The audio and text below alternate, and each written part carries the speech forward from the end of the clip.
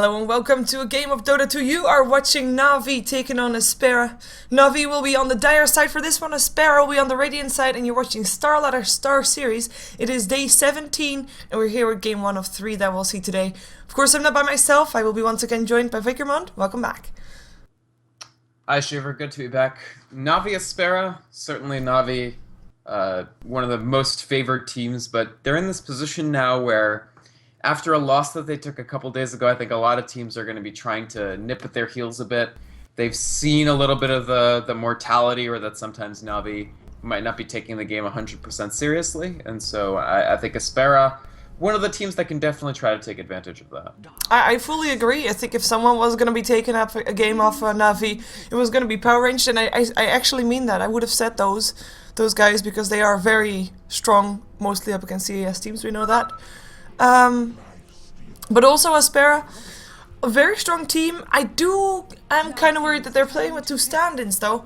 I mean, of course Na'Vi is playing with the stand-in as well, but they've been playing with Pyket yesterday and the day before as well, so they maybe have themselves a little bit more used to that one. But having Bucktop and Cat4KM standing in for Aspera, I think that kind of worries me for Aspera, so we'll see how they deal with that. We've got a Lifestealer pick up first together with a Rubik, so they have got already a strong safe lane if they wanted that, and Na'Vi already securing the Darkseer for Pyket most likely.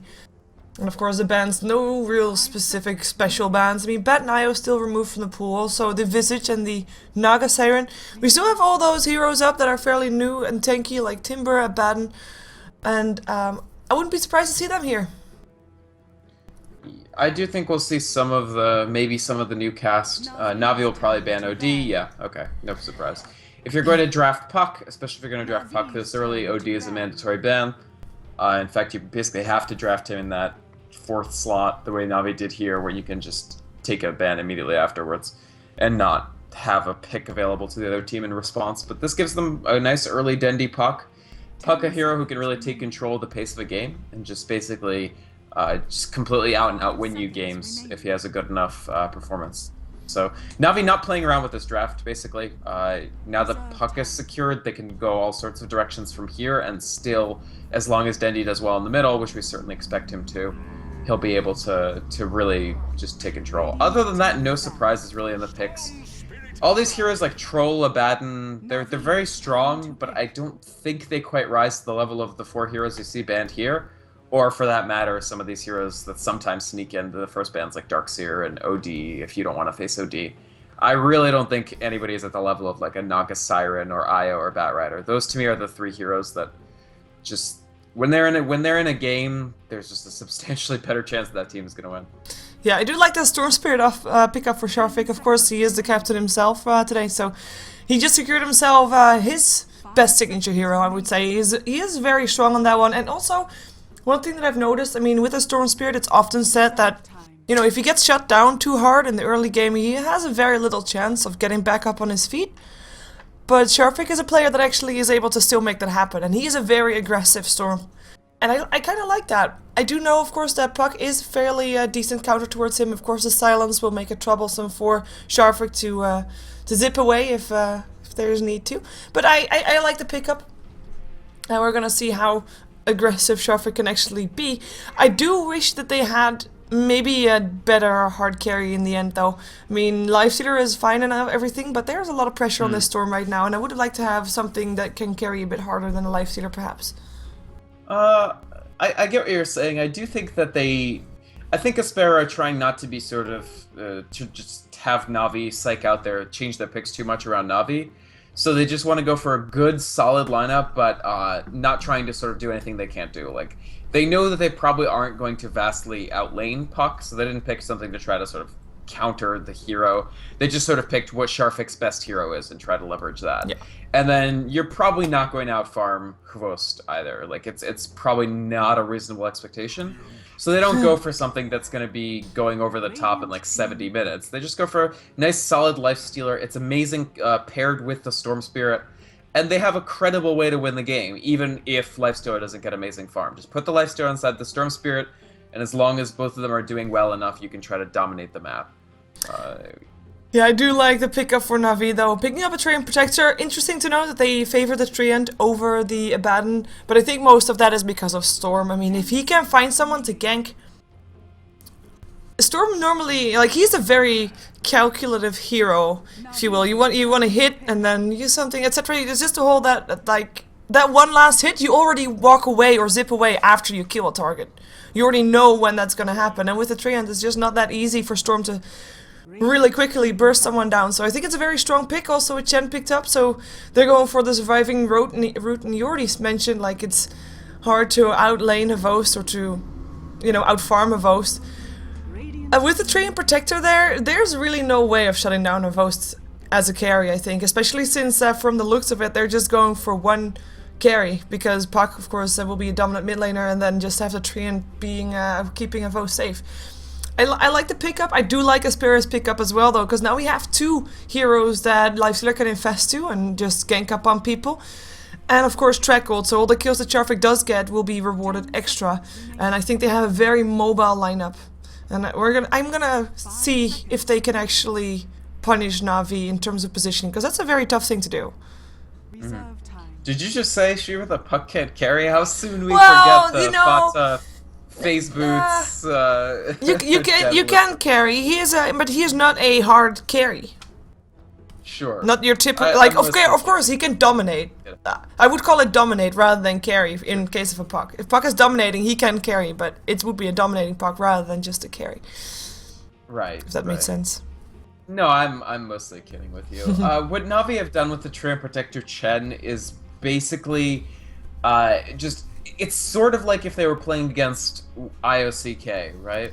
Like they've given themselves a lot of global healing capability, so that the supports don't need to be at the locus of control, so to speak, right? So whatever hero Quost ends up on, and I do like the ban of the anti-mage, but Chen won't necessarily be there, Treant won't necessarily be there, but they may very well be able to, as long as Na'Vi keeps their towers up, they may very well be able to keep Quost alive long enough for instance, Dendi and Pycat to TP over and completely turn the fight.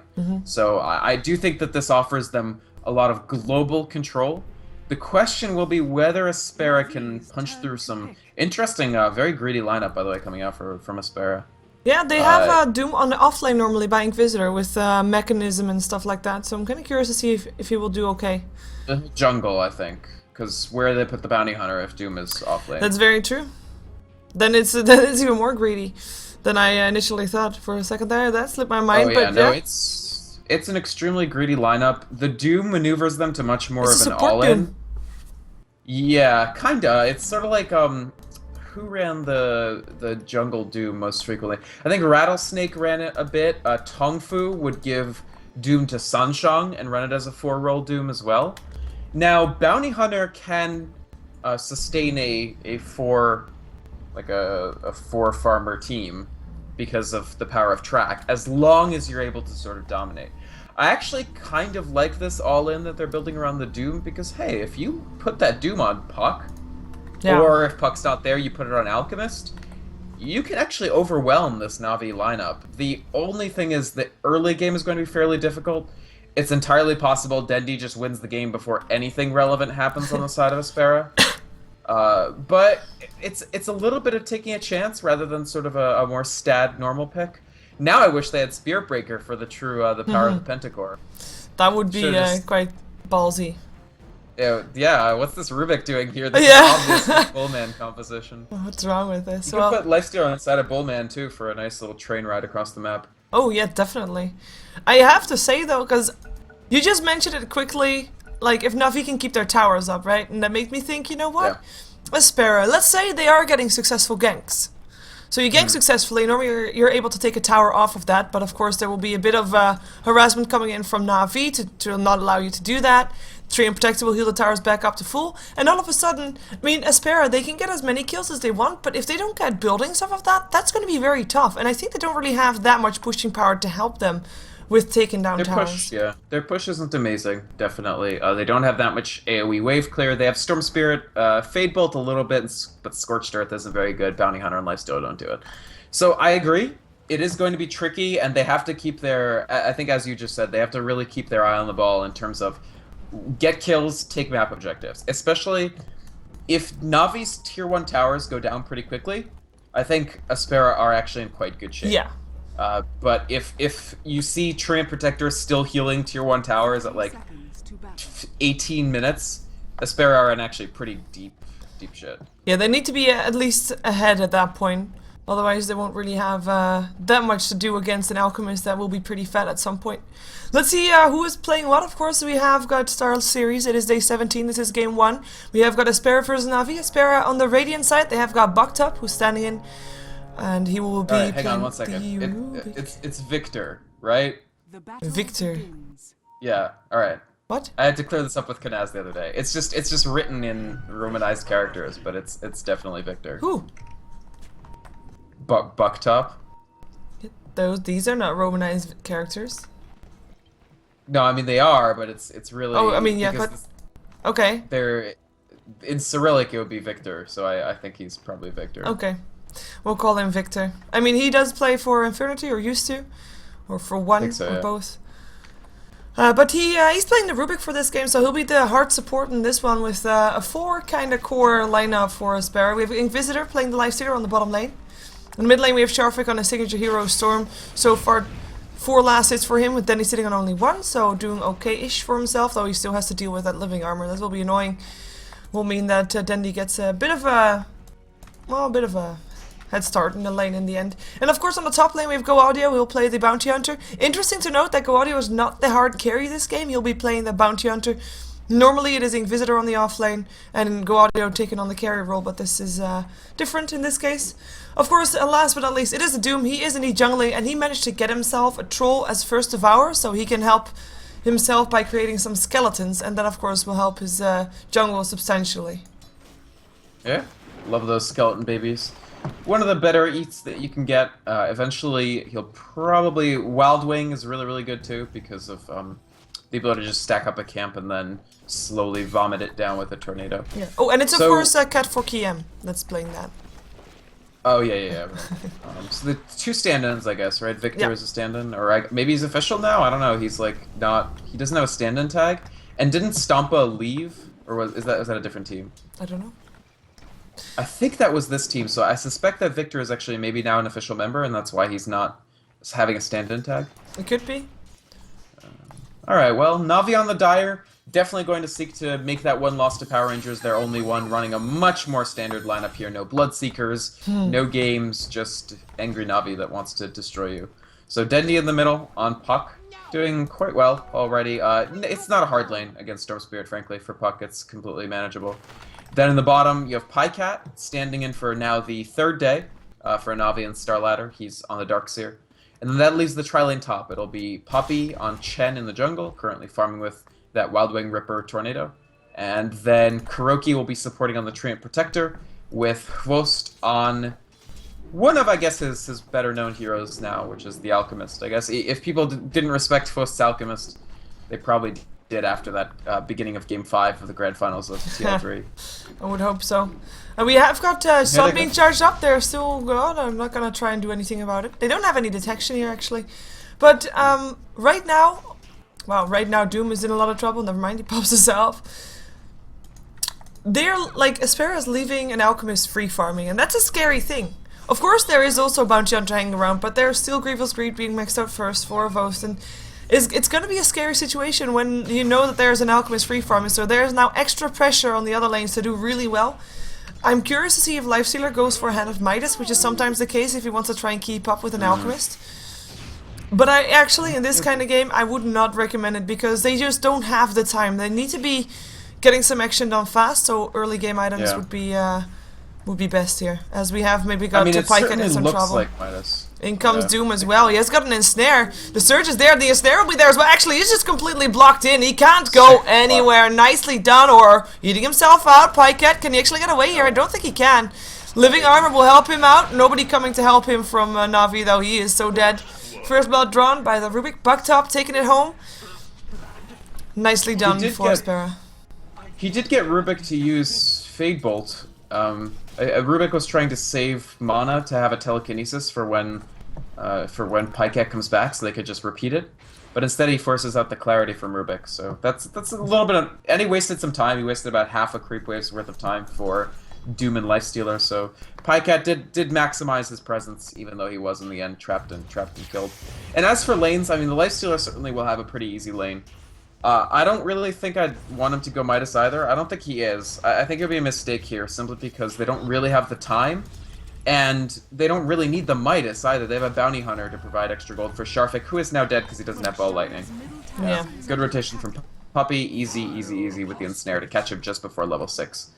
Because, yeah, you mentioned the other lanes. I mean, Lifestealer will do well in his lane, but Storm, it's not... Like I said, it's not a winnable lane against Puck, but it's not a lane you're going to win, and it's not a lane that they planned to win when they drafted. Yeah. And so, no surprise, Dendy is 24 for 14 here. Yeah, up against 17 for 2 up on the Storm. I mean, he's not doing bad, but as said, I mean, it's... Yeah. We're gonna see how Sharfik gets back up on the imaginary horse, though, because, of course, I mean, that's something that is up to the skill of Sharfik. In theory, Storm Spirit should snowball out of control, but this one can't do that already. And I mean, like you said, they knew that to begin with. The question is, who is he gonna try to pick up when he gets level 6? If he's gonna try to gank up on people and try to sneak in some kills, who is he gonna find? Because Chen already level 6, so he has a hand of Midas. He actually has dusted up on the Bounty Hunter, who's getting collapsed as well. And Snare comes in, they want to try and take this kill. Lead Sheet comes out, Gaudio will be stunned and killed. Kuroki with a kill in the end, with the last hit, and that's gonna be making it 2-1 in favor of Na'Vi. Yeah, Na'Vi are playing pretty pro forma here, honestly. See that Storm Spirit is 5, get the obligatory Storm Spirit gank before he can Ball Lightning. See that Bounty Hunter is 5, get the gank before he hits his track level and before he's able to, speaking of which, Sharfik. Sharfik is in trouble, and he's still not level 6. He Vortex Puppey though, but Hand of God will keep him up. Living Armor there as well. Sharfik will be the one to die.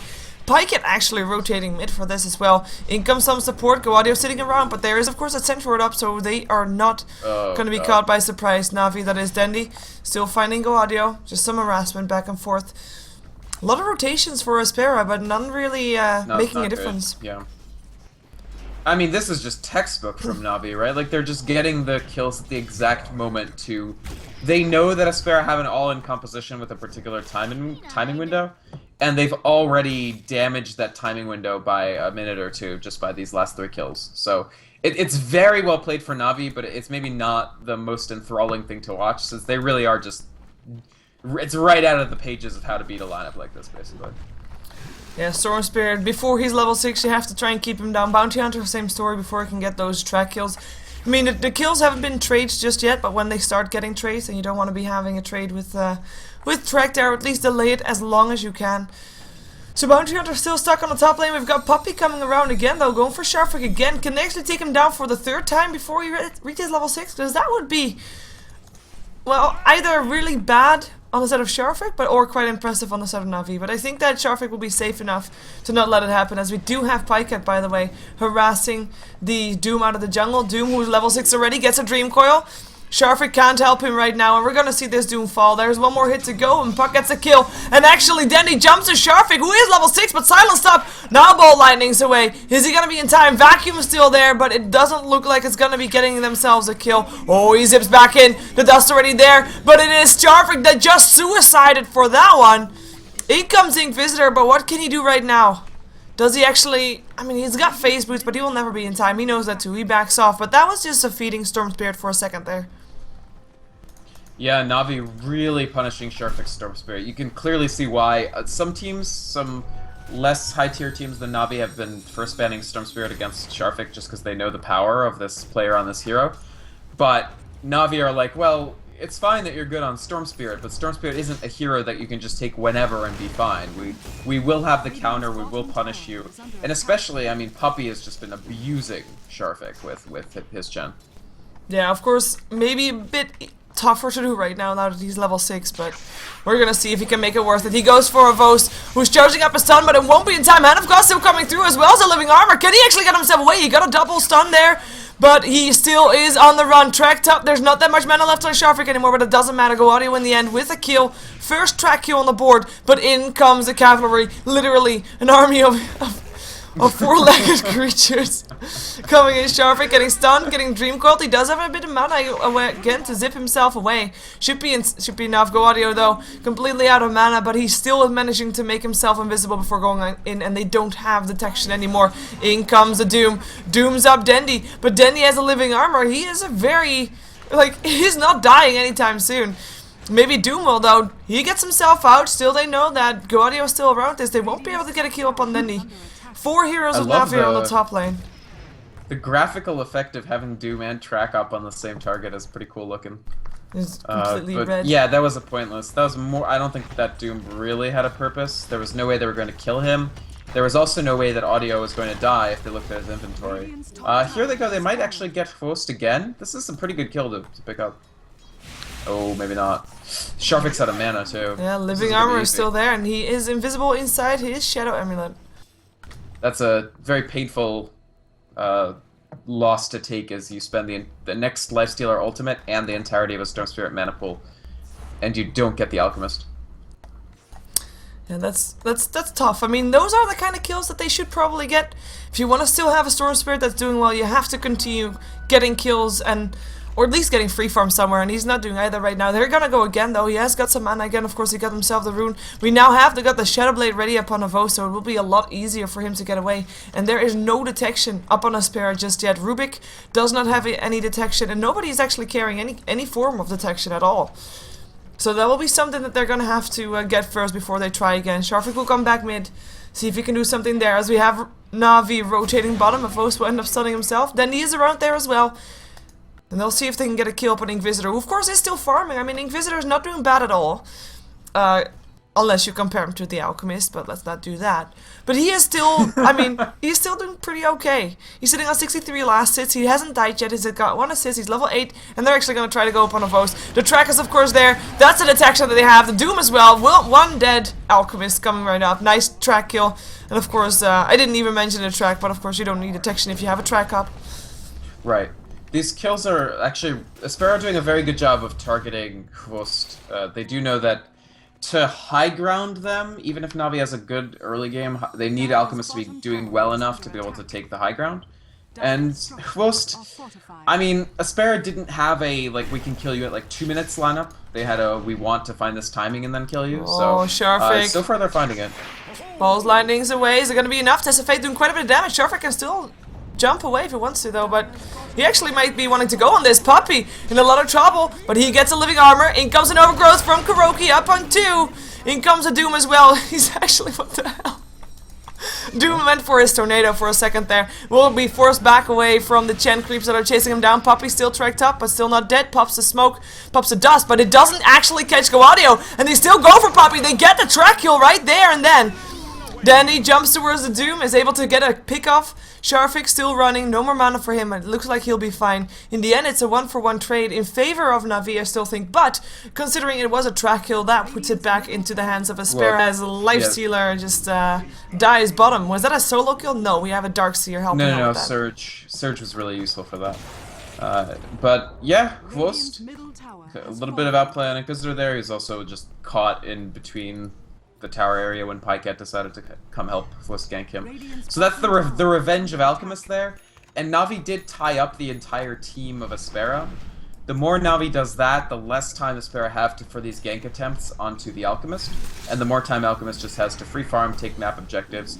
I mean, Aspera did take 1 tower. I don't think we mentioned that too in depth, but they, off of the kill of Ghost and bottom, they picked up this tier 1.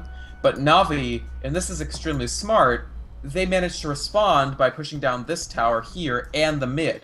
So pushing Aspera into this area allowed them to completely take control of this area of the map, which is extremely useful for Na'Vi and takes the map control down. Havos might be in some trouble, might be saved also by Kuroki.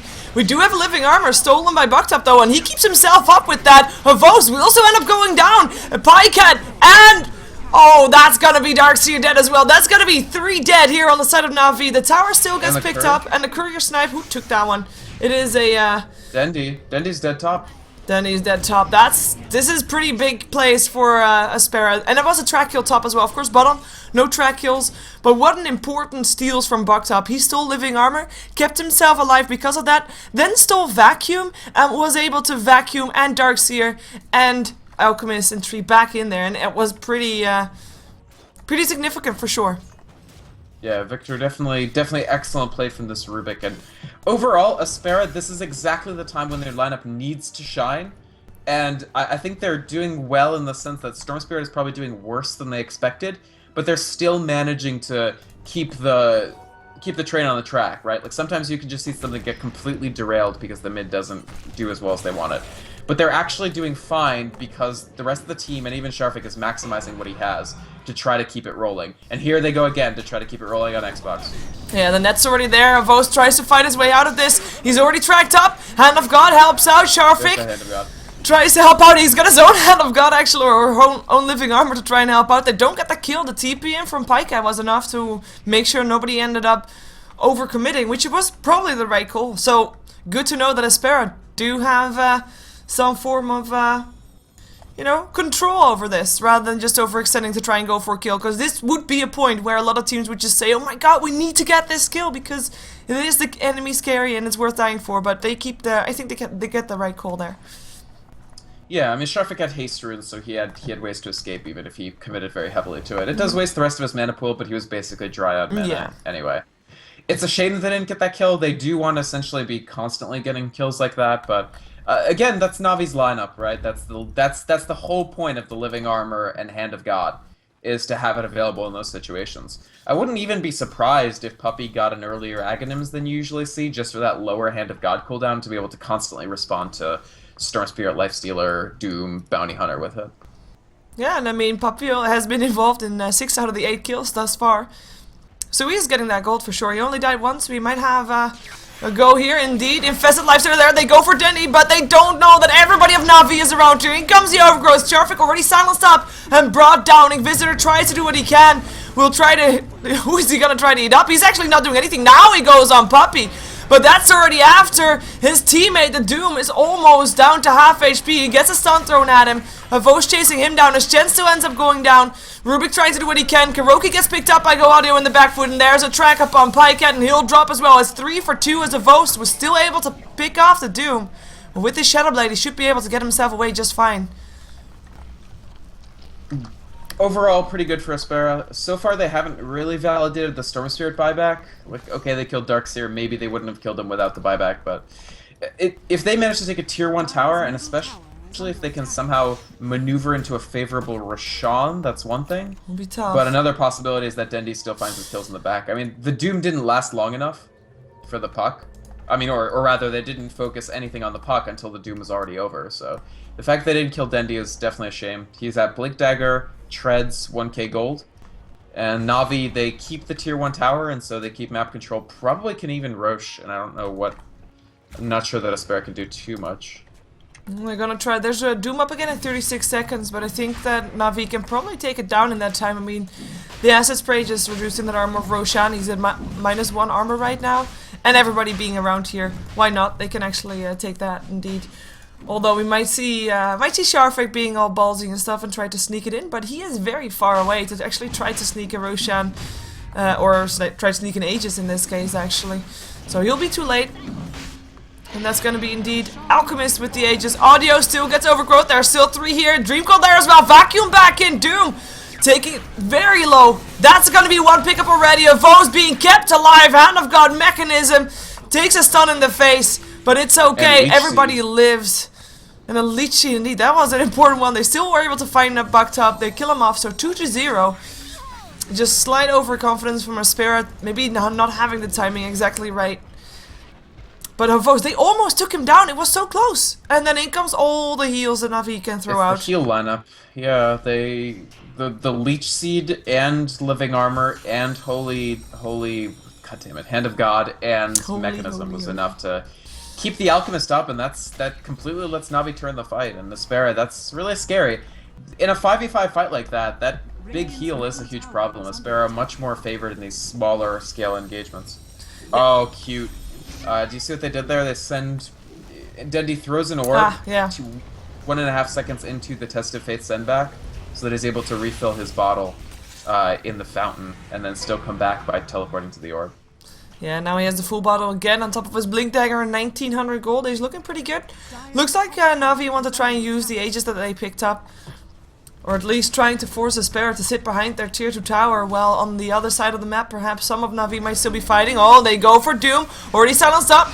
Mechanism will keep him up for a little while longer, but how long will it actually last? Doom up on Pikehead, that might help out. Living Armor comes out straight away though, and Pikehead should be ending up living here. In comes some track kills, trying to help out. Sharfik is zipping in for long range, and he's completely out of mana almost. Goes for Poppy next. They are able to take at least one track kill off of this, and that's gonna be maybe a second track kill indeed. Can they slow him down though? He's running so fast. Turkentas comes in. Yeah, they will be able to get that kill. That's 2 track kills for free.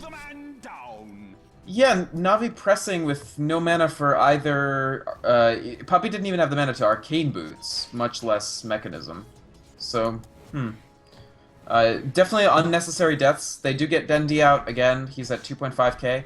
If he wants something like a Scythe of Ice, he can get it pretty soon, and there's no danger of anybody having BKB anytime soon for Aspera. Go Audio is building it, but they're going to need a lot more kills for him to be able to put that on the board. Yeah, and they really need to get these towers. They just can't afford to leave them on so low HP. They'll get healed up again. And you need that core gold to get your items ready for the, well, for BKBs, for your supports, for everybody that doesn't really take steady farm. At least Doom gets steady farm, of course, from his Devour. He's got the Mechanism, and he's just looking okay-ish. I mean, he's not the kind of Doom that they probably would have hoped he was at this point. But he's definitely not doing bad. Not like, well, perhaps I would actually say that Sharfik is not really doing all too hot. I mean, he's able to get the control on the burst damage and stuff, but look at his inventory. He's got 1700 gold. Basically, he doesn't really have anything apart from treads and a null talisman, and at 20 minutes in, that could be cause for concern. He does get a life stealer inside of him, and they're going to try to make something happen here. Yeah, it certainly is cause for concern. As long as he maintains levels, he'll be able to at least do something, but you could already see he's a bit of a straggler relative to Dendi. He's 2 levels behind where Dendi is, 3 levels behind where... Oh god, Xbox. They don't see him yet. Oh, Dendi's there? Yeah, they silence up my Sharfik. Now Inquisitor jumps himself out. They go for a vote, but he already turned on his BKB. Bucked up, trying to keep himself up. In comes an Overgrowth. Down goes Kuroki. Down goes Rubik. 1 for 1 so far. There goes Sharfik though, and then it's gonna be going south from here on out for Aspera. Perhaps Go Audio might be able to save the day here. In comes a Dust. They are able to take the Aegis. That's at least something. Inquisitor running away from Pikehead, who searches himself up, getting chased down by Dendi and Poppy as well. Dendi, who can blink again if he wants to, goes for it, goes for the silence. Darkseer Wall goes up, but it's too late. In the meantime, Avos is able to stun himself again, because that's what he does. But this is going to be Na'Vi taking a tier 2 tower. And perhaps even more. Yeah, this is where the items for Sharfik really cost him, right? He has basically the amount of zips he has available, which is a pretty interesting, it's a measure of how powerful Stone Spirit really is how long he's able to jump around and do damage in a fight, and the length of time is extremely short, because he has really no items, and he's going to be pressured into going BKB, which also will do almost nothing for him. Oh, they go in though. Get the skill, but yeah, the track is up, but Pikehead, he's tanky enough to survive through that. And I mean, Pikehead has a hood. But Bucked Up, what are you doing there? He's dead. That's no surprise there. Inquisitor and Doom trying to help out, trying to do something, but forced to go back up the high ground. Yeah, Na'Vi at this point just they've really squashed that moment in which Aspera could have started just like completely taking over the pace of the game, and now they have the superior pushing lineup, and they know that Aspera's anti-push is not fantastic. So that's why you see this high ground siege, even though they lost the Aegis quite early. Like, they can do a lot of pressure and really keep Aspera in their base and not farming. Here's Sharfik again. Poppy a little bit out of position. Yeah, Poppy uses the mech though. Doesn't have a Hand of God for now, but it doesn't really matter. Storm Spirit already dead. Sharfik brought down. Test of Faith. Didn't have enough faith. Nice stun from Avos. Up on 2. Overgrowth there as well. Doom goes down. Go Audio tries to run for it. They have a gem. Go Audio should not be able to run, but the extra speed might give him that extra kick that he needs to get himself out. In comes a stun, and down he goes. They should be able to get him. Oh, can he actually get him inside the base? With a drum charge, he can. Down goes Kuroki instead. Bucked Up able to help out. And Inquisitor, of course, doing the damage here. Telekinesis there as well. Stunning on Pikehead. Pikehead will go down. Havos charging up a stun, wants to try and turn it around, try to throw his stun up on Baktab, who has a stun to throw out himself, but he will actually, oh, just in time. Tracks are there, Dendy was able to dodge the stun, and Max keeps him up again. Puppy will still go down, Dendy alive for now, in comes Sharfik. Dendy going to orb himself away, or so he thought. Sharfik says no siree, that's a team wipe. Na'Vi dying, every single one of them drop dead. Did cost Aspera a lot, but did not cost him any buildings, which is probably the most important thing here. That was really bad from Na'Vi. Most of those kills were track kills. They dove. Like, this dive onto the Bounty Hunter was both unnecessary, like, okay, why don't you just leave Bounty Hunter up? It's just a Bounty Hunter.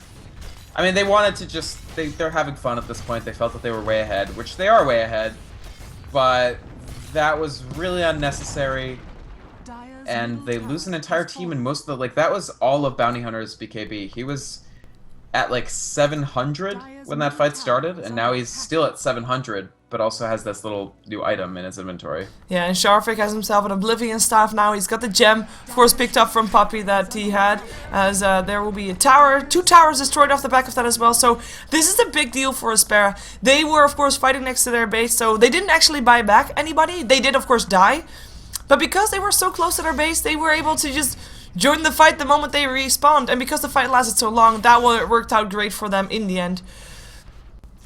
But I have to say, it's yeah, a bit overconfidence from Na'Vi, but great play from Aspera, trying to at least, of course, capitalize on that one, and successfully so. In the end, they get ahead, even though slightly. The gold graph still in favor of Na'Vi, but only by about 3k gold, which is really not that much of a difference. Same thing goes for the experience. We saw Na'Vi taking the lead after previous fights when they started pushing down mid, but because of the fight that we just saw, everything jumps back towards that 0 line again, and Aspera, they can breathe for a little while. Yeah, they bought themselves a lot of slack on their rope, basically. And Na'Vi, they're not getting that much out of the Darkseer either. This Pikecat has not really been able to bring the impact that a player like Funnick is going to have on this hero so far. He was really excellent on Nature's Prophet yesterday, but yeah, this Darkseer, I haven't really been as persuaded so far. Like, the walls haven't been high impact. The last one wasn't really his fault. They were so deep that, like, it was just a desperation wall to try to salvage a kill. But in general, they haven't been as... Okay, I like this Vlad's. I think Vlad's for Doom is going to be really, really useful. He's only a ring of health away from it, and it'll help 3 players, and everybody with the farm. So, I mean, everybody with the armor, but 3 players will get the lifesteal, and that's fantastic. Yeah, of course, they are having the Aura Doom, as we've seen him a couple of times for Aspera. We have got them trying to scout out someone, though. Oh, the smoke got used by Na'Vi, but it's too late! They got scouted out! Puppy goes down already. Kuroki to follow up. In comes Havos, turns on his BKB, getting bashed still. Sharfik does end up going down. The Doom is up on Havos, and he will end up going down. Doom himself trying to force himself away. Darkseer wall up on Darkseer wall in the meantime, as Bucktop was able to steal that one. Inquisitor trying to eat up Kuroki, who bobbed back but goes down for the second time this fight. Pikecat trying to get himself out of this one. Can he surge? No, he can't. He'll drop. Triple kill for Goadio, and only Denny alive. Oh, and he snuck the gem out. Are they going to be able to chase him down? I don't think so. So at least Na'Vi get the gem back, which is great for them, but they just lost 4 heroes. On top of that, I mean, not all 4 were track kills, I believe. And I say 4 heroes, but Kuroki actually died twice. And there were quite some track kills there. There were 3 track kills, I believe, at least. So, a very good fight for Aspera. And they're actually catching Fost on farm at this point. Bounty Hunter has 11k net worth. Lifestealer has 11.5k net worth. And Fost only had 14k. Dendi had a very good fight there, and he gets the gem out, which is actually pretty useful. Because Fost has, of course, Shadow Blade. Then there's Treant, who can potentially you know, he can Nature's Guise as many people as he wants. Really, only 1 at rank 1, but he can start putting more on people once he's level 12 or higher. I don't know, I think Aspera, that was a very well-executed fight. Sharfik is finally improving his mana pool. Like, Storm Spirit is making an impact just because he's maximizing where he places himself. Like, one thing that Sharfik does that a lot of weaker Storm Spirits don't, is he always makes sure the end point of the ball lightning is on somebody, right? Like, he's not wasting... Even though it may seem like he's wasting the ball with lightning mana, he's actually using it as a nuke. So he's getting more damage out of it, and that finishes off his Orchid Malevolence. I think now that he has the Orchid, it's safe to go BKB and not just, like, ruin your own game. But that was a really good fight for Aspera. It was a much better wall from Pycat. We were just talking about sort of the Darkseid execution. But Victor with the extremely on-point steal, and he's still holding on to wall for the next team fight as well. Yeah. This is really excellent Rubik play. If you can get yourself an Alchemist copy, that is pretty intense and pretty insane, as we have got Kuroki in a lot of trouble. Sharvik found him. Bottle charge being used to give him some extra mana. Kuroki, living armors himself, and of God helping out. Tries to disguise himself, but in comes the rest, and down he goes. Here comes Pycat looking for something. Thinking about going for a vacuum, doesn't end up going for it, and now gets doomed and killed. That's already 2 extra kills going away. Off Aspera. Sharvik in the backhand, still getting picked up. We're almost, actually, as we do have got the Doom, or Lifestealer sitting inside the Doom. He tries to get himself and Lifestealer out as they do take down Puck. Gems on the floor, but it doesn't matter. They really want to get more. Inquisitor will back off, but so does Navi, and that means that they can't do anything anymore apart from just go back, take themselves a gem. People? Yeah? Want to? Yeah? No? What? The gem's on the ground, but then he already blinked it, like, and Inquisitor is so low. Yeah, he's gonna try and go for it though. The track is on. Go audio. Tracks him again just in case. Can he slow it down? Here comes Puppy. He will be able to send his target home. And he'll do just that. And that means that there's not gonna be a kill right now as Inquisitor eats himself back up to full health on Pycat, who just came around to say hi. I don't know why. Wasn't a track kill, at least. That's an upside for that, but he just suicided there. Pycat, I don't know. That was... I mean, Navi, in fairness, should have won already. Like, they successfully punished Aspera's lineup, and they were at the high ground, and they dove very hard, and now Aspera's a lot more stable.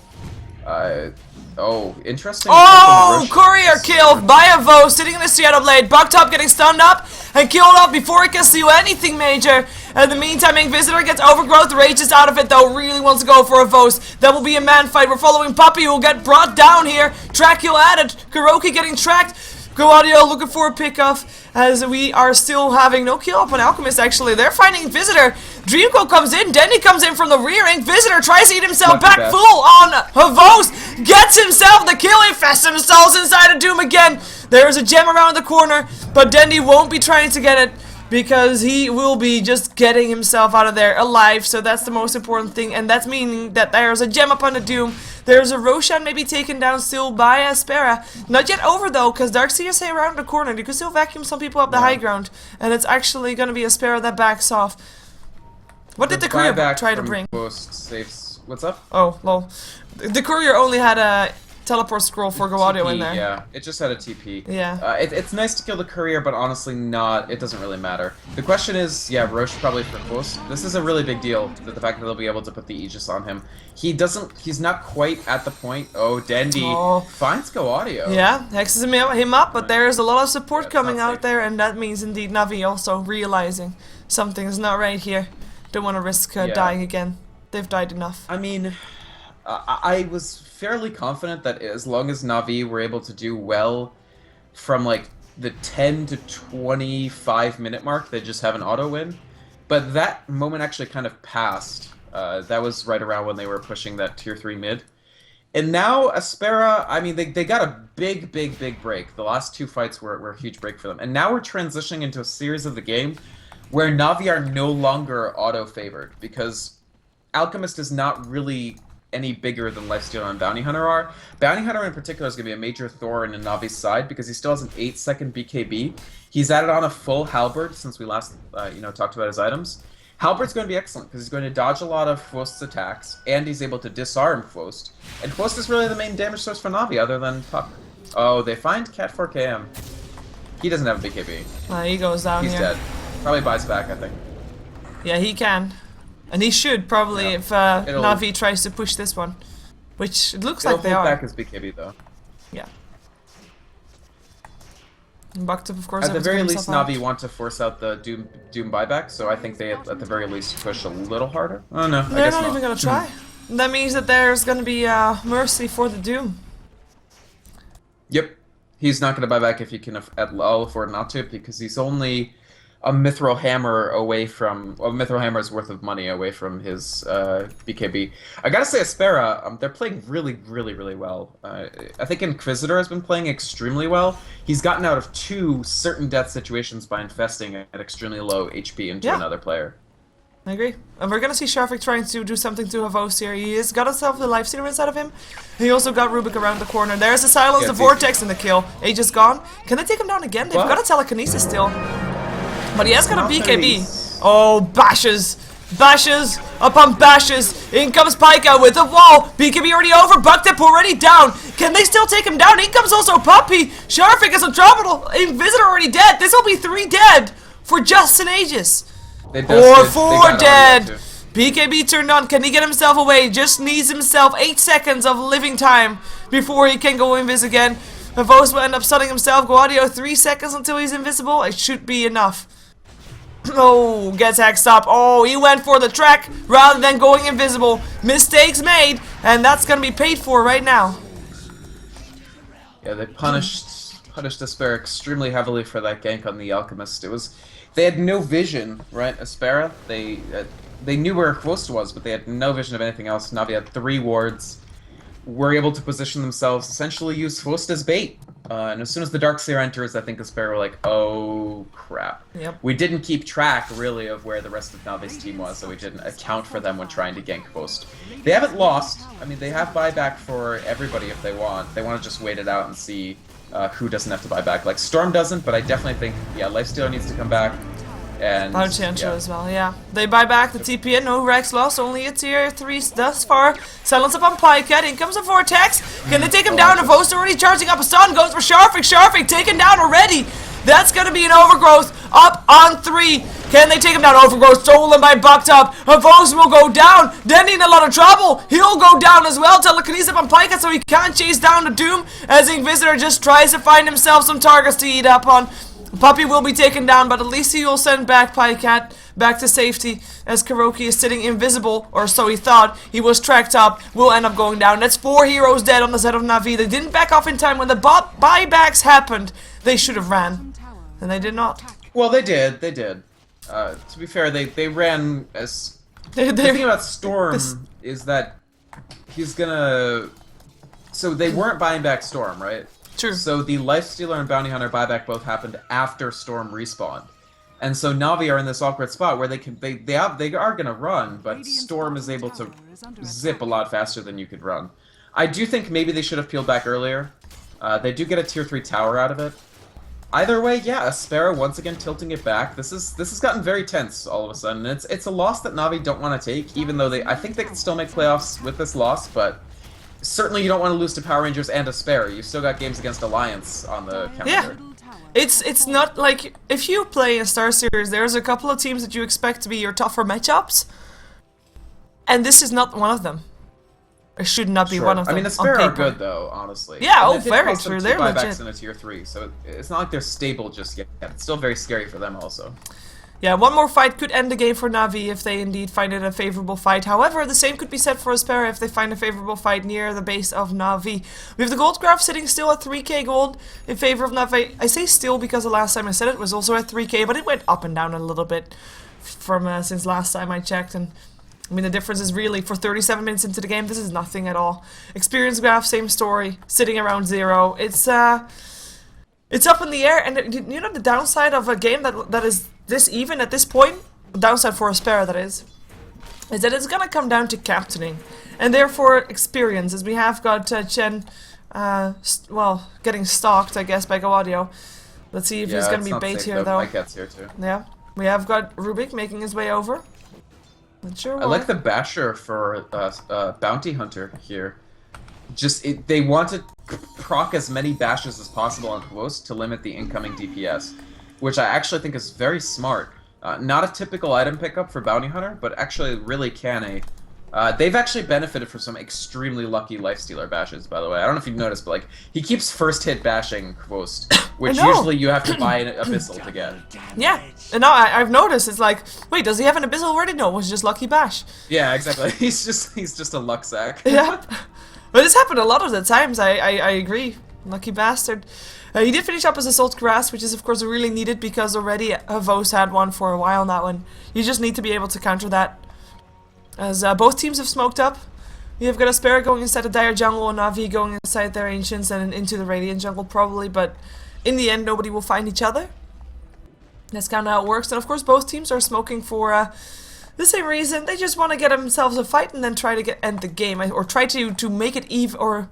Right now there's an even game and they want to make sure that it's in their favor, so they need a favorable fight where they have the say in everything, where they determine who, where, what, when, why. Yeah. And neither of the teams will get it for now. Perhaps Na'Vi still has a chance going towards the mid lane. They do have that ward there. We say the wrong on the minimap though. Na'Vi still have slightly better 5v5, although like 10 minutes ago they had vastly better 5v5. Now it's only slightly better. Oh, a Vost doomed up. No more BKB for him. Living Armor tries to keep him up for a little while longer. In comes an Overgrowth. Puppey already picked up. Kuroki tries to TP himself up. Will be brought down already. They let a Vost go, or at least he got sent back home. So that will be one dead Alchemist at least. But they get 2 other kills. Smart from Puppey. Very smart. That's really good triage work from him, knowing that they didn't get a good... Kvos was too far ahead of the team there, I have to say. Oh.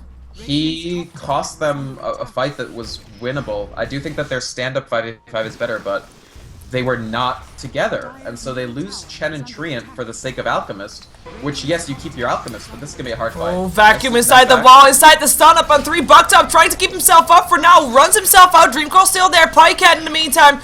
The turn is BKB on, is already trying to make his way back to base, and Vo's getting picked off by the Doom. Bounty Hunter still able to clear out Pycat, even though he was indeed trying to run buyback now from the Alchemist, but the tier 3 is already dead. Aspera, can they keep their head focused on the racks, or are they gonna try to get some kills here? Of course, this is a, well, trivial times. We have the fortification going up, more tracks going off, and now they have to run indeed.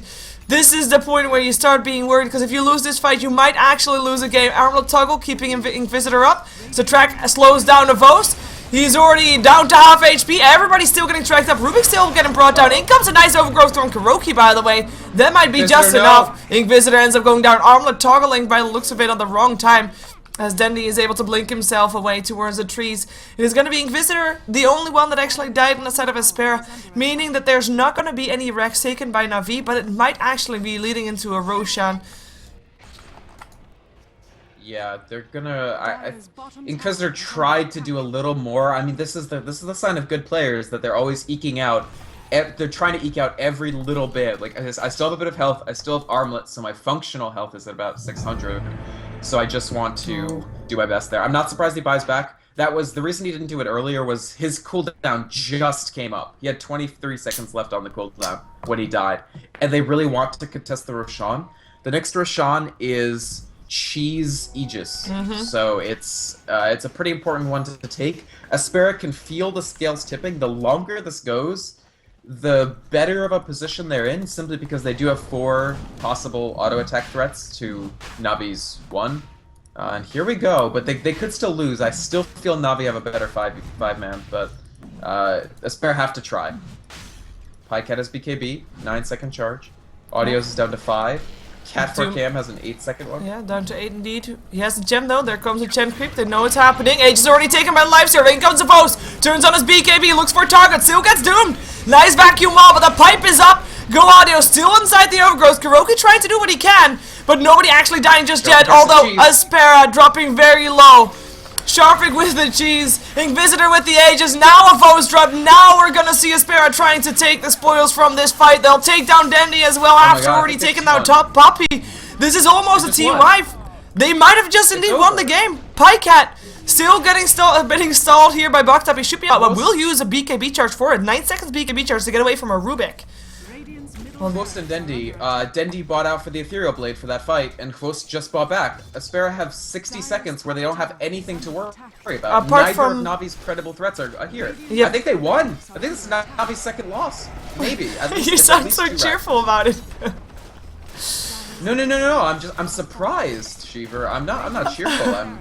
I have to say, I would be surprised as well. I think a lot of people would have lost their bets as they fortify their own base to make sure that the creeps will take care of the creeps of Na'Vi inside the base. So they'll lose their second set of Rex for Na'Vi. I think they should go GG. They should go tier 4s right now. To go tier 4.